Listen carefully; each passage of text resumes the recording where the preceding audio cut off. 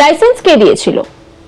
প্রশ্নটা এখন শুধু প্রশ্ন নয়, নিউ মার্কেটের ভয়াবহ অগ্নিকাণ্ডের পর সেটাই হয়ে উঠেছে রাজনৈতিক চাপানোতরের কেন্দ্রবিন্দু।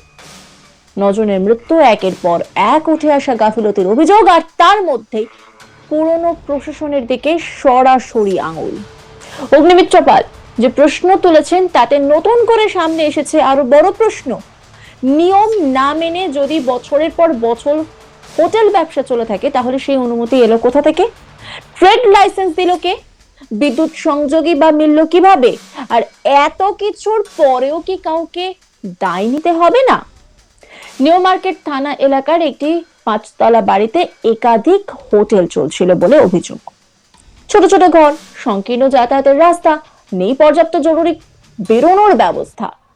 অগ্নি নির্বাপন ব্যবস্থাও ছিল প্রশ্নের মুখে। আগুন লাগার পর সেই অব্যবস্থার ভয়াবহ পরিণতি সামনে আসে। মুহূর্তের মধ্যে আতঙ্ক ছড়িয়ে পড়ে। ধোঁয়া আর আগুনের মধ্যে আটকে পড়েন বহু মানুষ। শেষ পর্যন্ত প্রাণ হারান 9 জন। আর এখান থেকে শুরু হয়েছে আসল রাজনৈতিক সংঘাত। রাজ্যের পুরমন্ত্রী অগ্নিমিত্র পাল কার্যত নিশানা করেছেন আগের পুরো প্রশাসনকে। নাম না করলেও তার বক্তব্যে তের যে প্রাক্তন পুরমন্ত্রী এবং কলকাতার প্রাক্তন মেয়র ফিরহাদ হাকিমের দিকেই, তা একেবারে স্পষ্ট। অগ্নিমিত্রের প্রশ্ন, গত 15 বছর ধরে যদি রাজ্য জুড়ে বেআইনি ভাবে হোটেল ব্যবসা গড়ে ওঠে, তাহলে এতদিন সেই ব্যবসাগুলোর অডিট হলো না কেন? প্রশ্ন আরো তীব্র হয়েছে একটা বিষয় ঘিরে, ট্রেড লাইসেন্স। অগ্নিমিত্রার বক্তব্য, নতুন সরকার ক্ষমতায় এসেছে মাত্র 100 দিন, এত অল্প সময়ে পূর্ণ সমস্ত অনিয়ম চিহ্নিত করা সম্ভব নয়। কিন্তু তার দাবি, আগের প্রশাসনের সময় কিভাবে এই সমস্ত হোটেল অনুমোদন পেল তা খতিয়ে দেখা জরুরি। তার কথায়, ট্রেড লাইসেন্স দিল কে? সিএসসি কি করে অনুমতি দিল? এখানেই থামেননি তিনি। একটি এসি চালানোর অনুমতি নিয়ে একাধিক এসি চালানোর অভিযোগও তুলেছেন পুরমন্ত্রী। কি বলেছেন তিনি, শুনুন।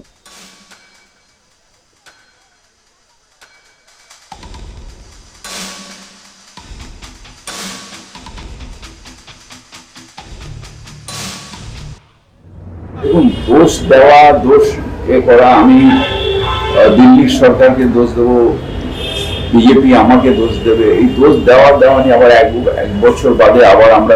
গতকাল রাত্রিবেলায়, মানে রাতের আজকে ভোরবেলায় 2টোর সময় ফ্রি স্কুল স্ট্রিটের একটি বিল্ডিং, 4 তলা মতো বিল্ডিং, 3-4 তলা, 10টা গেস্ট হাউস চালাচ্ছে বিভিন্ন লোক। সেখানে 6 জন পুরুষ, 3 জন মহিলা, 2 জন মহিলা আর 1 জন বাচ্চার মৃত্যু হয়েছে। 80 জনকে বাঁচানো গেছে, 80 জন।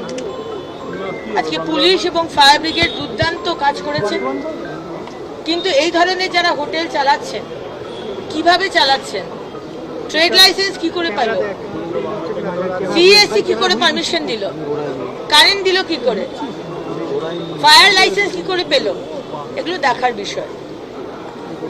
পিছনে ফায়ার এক্সিট নাকি ছিল, আমরা শুনছিলাম। সেখানে একটা বাড়ি বানিয়ে দিয়েছে। কোলাপসিবল গেটগুলো বন্ধ থাকে, এখানে বন্ধ ছিল কিনা বলতে পারবো না।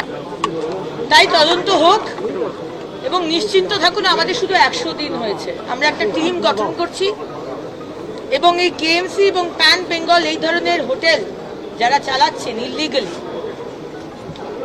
তারা বন্ধ করে দিন, নয়তো আমরা গিয়ে বন্ধ করবো। এগুলো আগের সরকারের সময় হয়েছে। কিছু দূরেই আমাদের মিউনিসিপ্যালিটি কেএমসি অফিস, যিনি মন্ত্রী ছিলেন তিনি মেয়র ছিলেন। তিনি কি করে, তার অফিস থেকে কি করে দেওয়া হতো? ট্রেড লাইসেন্স দেওয়া হলো কি করে?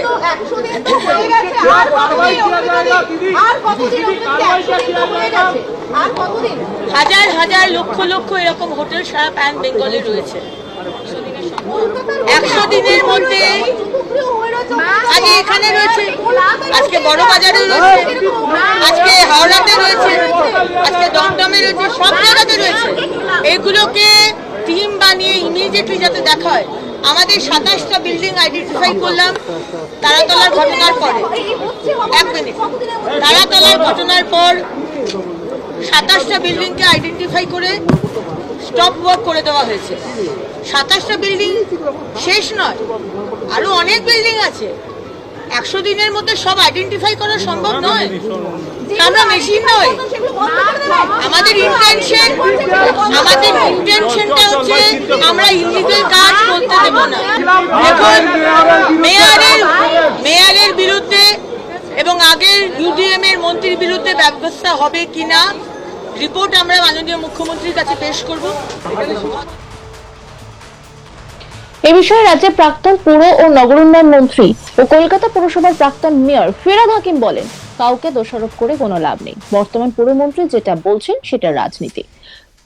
কোন সরকারের পক্ষে সমস্ত হোটেল বা অন্য কোথাও অডিট করা সম্ভব নয়। থার্ড পার্টি অডিট হওয়া প্রয়োজন।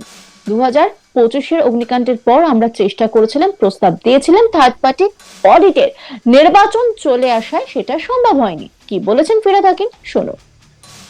দেখুন, দোষ দেওয়া, দোষ করা, আমি দিল্লির সরকারকে দোষ দেবো, বিজেপি আমাকে দোষ দেবে, এই দোষ দেওয়া নিয়ে আবার এক বছর বাদে আবার আমরা বিজেপির বিরুদ্ধে বলবো, এটাতে সমস্যার সমাধান হবে। সমস্যার সমাধান হচ্ছে যে আমিও একবার একটা এখানে কমিটি হয়েছিল, তাকে রেকমেন্ড করেছিলাম যে থার্ড পার্টি একটা অডিট ফায়ার ডিপার্টমেন্টের থেকে করা উচিত এবং রেগুলার ইন্টারভ্যালে প্রত্যেক বছর একটা অডিট রিপোর্ট না দিলে সেটা ক্লোজার নোটিশ দেওয়া উচিত। সেই মতন কিছু রেস্টুরেন্টের হয়েছিল, কিন্তু এই হোটেলটার হয়েছিল কিনা জানি না।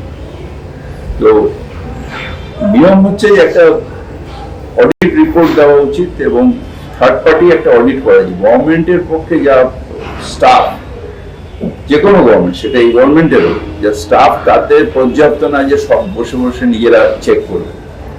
কিন্তু একটা থার্ড পার্টি, যেরকম কর্পোরেশন তাদের বিল্ডিং প্ল্যানের ক্ষেত্রে যেরকম আর্কিটেক্টদের একটা লাইসেন্স দেয়, সেই লাইসেন্সের বেসিসে বিশ্বাসে তারা বিল্ডিং গুলো প্ল্যান পাস করে তাদের তত্ত্বাবধানে থাকে, ঠিক সেইভাবে ফায়ার ডিপার্টমেন্ট একটা থার্ড পার্টি অডিট থাকা উচিত এবং সেই অডিটের বেসিসে এদের ক্লোজার হবে কি হবে না সেটা মানে আইনত অধিকার সরকারের হোক বা ফায়ার ডিপার্টমেন্টের এটা থাকা উচিত বলে আমি মনে করি। বলছি, মুখ্যমন্ত্রী আপনার ওপর দায়িত্ব পাচ্ছেন যে কি করে এরা এটাতে তো এই যে এইগুলো পলিটিক্স, এটা হচ্ছে পলিটিক্স। আমি কিন্তু যখন আমৃতে অতগুলো মানুষ মারা গেল আমরা রেস্কিউ করেছি, তার ব্যবস্থা করি, কিন্তু আমরা কারোর উপর দায় ফায় চাপাই। তার আগে স্টিফেন কোডে আমরা যখন অপোজিশনে ছিলাম অতগুলো লোক মারা গেছে, হোটেলে মারা গেছে, দিল্লির হোটেলেও তো মারা গেছে এই জুন মাসে। অতপর একটা 22 জন 23 জন মারা গেছে। অন্যান্য খবরের আপডেটের জন্য অবশ্যই নজর রাখুন আজ তাক বাংলার ইউটিউব স্ট্রিমিংয়ে। লাইক, কমেন্ট, শেয়ার এবং সাবস্ক্রাইব করতে ভুলবেন না।